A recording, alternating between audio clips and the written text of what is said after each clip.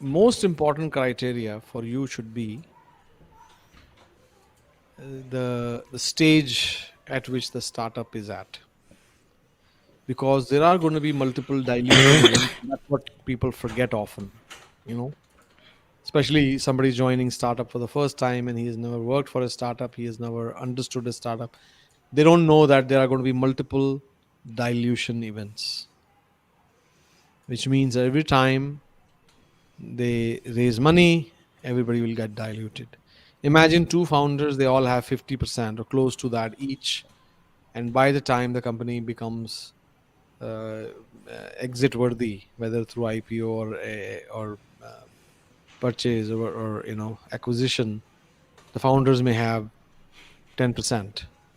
So one fifth, whatever you have, you should imagine that it is going to be diluted to one fifth of that amount. So if you're joining someone at very early stage, and for your position, typical VP of engineering in a exit worthy startup will have 1.5%.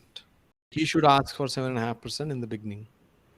Now they may not give him 7.5% because that is a lot in the beginning, right? And they may give him 5%, but still 4-5% is reasonable for a VP of engineering type person before first, because after first financing, I mean, depending upon how the financing, what valuation you get, I mean, you will get diluted by anywhere from 20% to 50%. So, right? I mean, so 5% will become either 4% or 3% or 2.5%. So, just keep going down. And of course, if they want you to be part of the future journey, they will re-up always. I mean, they will add more and all.